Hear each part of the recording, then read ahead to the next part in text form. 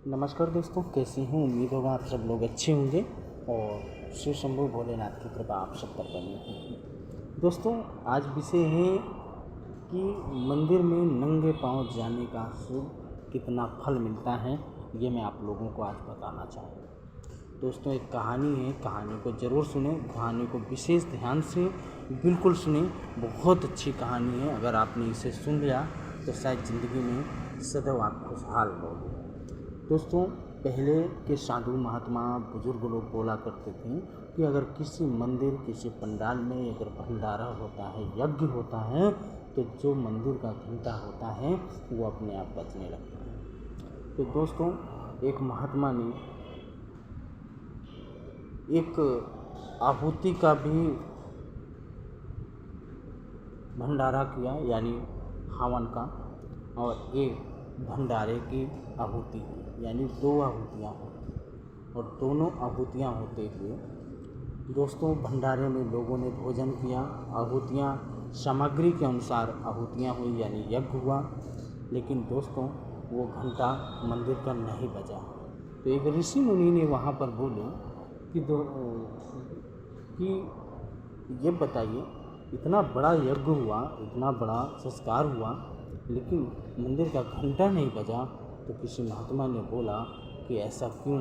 क्योंकि भंडारे दोनों होते हैं, एक खाने वाला भंडारा और एक यज्ञ भंडारा। तो भंडारे तो दोनों हुए, कौन सी ऐसी भूल हो गई, कौन सी ऐसी चूक हो गई कि जो मंदिर का घंटा नहीं बजा। दोस्तों, महात्मा ने बोला कि अगर घंटा नहीं बजा है तो इस दरबार में कोई ऐसा व्यक्ति है जो भूखा पड़ा है, और पता करिए वो कौन सा ऐसा व्यक्ति है कि भूखा पड़ा है। अगर वो खाना खा लेगा तो घंटा बज जाएगा अपने आप। दोस्तों ने महात्मा ने अपने पांडवों को भेजा, कहा पता करिए कि इस इलाके, इस गांव में कौन सा ऐसा पुरुष है जो भूखा पड़ा हुआ है। पांडवों ने निकल कर गए। निकलने के बाद किसी घूमते घूमते कुटिया में एक बाबा रहते थे, यानी संत रहते थे। वो संत को बोले, बाबा आपने भोजन किया? तो संत ने बोला नहीं। कहा क्यों? भंडारा है, आप भंडारा का भोजन नहीं करोगे? तो बाबा ने कहा नहीं, मैं भोजन वहीं करता हूँ जहाँ 108 यश पांडवों की आहुतियाँ होती हैं, वहीं ही भोजन करूँगा, यानी यहीं तो मैं भोजन नहीं करूँगा। कहा भोजन नहीं करोगे?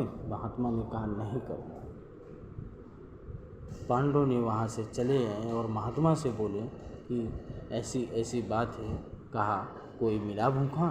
तो बोले हाँ, एक कुटिया में एक बाबा हैं, वो भूखे पड़े हैं, उनको हमने बोला कि बाबा जी भोजन कर लो।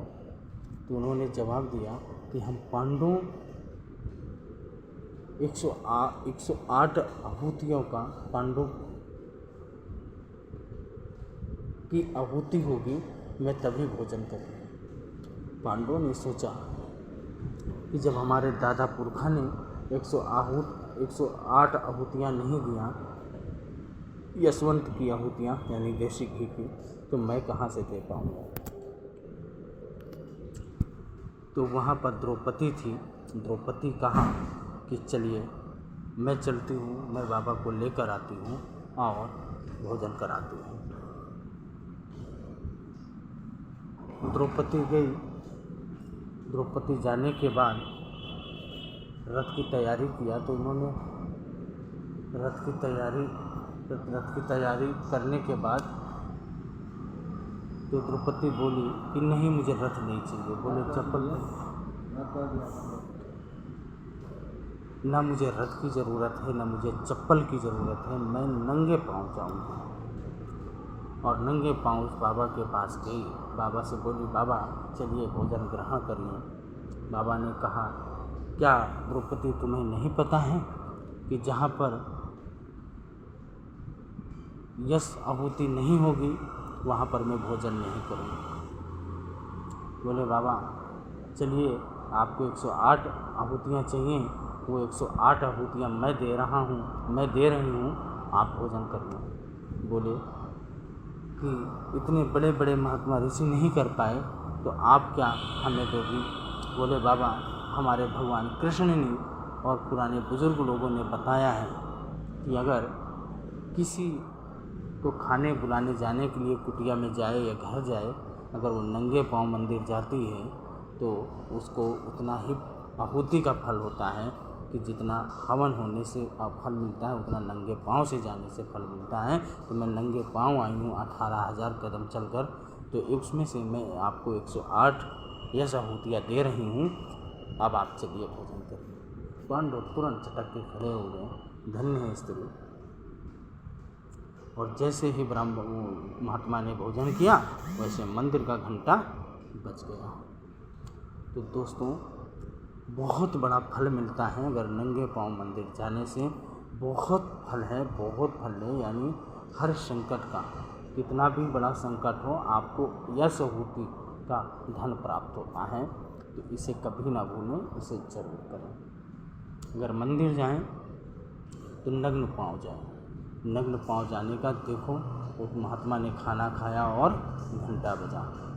दोस्तों, ये कहानी का मतलब यही है कि मंदिर में कभी भी जाएं तो यश यानी नग्न पांव जाएं, आपको फल मिलेगा। जो आप सोचोगे उसका जरूर मिलेगा। हर हर शंभू, हर हर महादेव।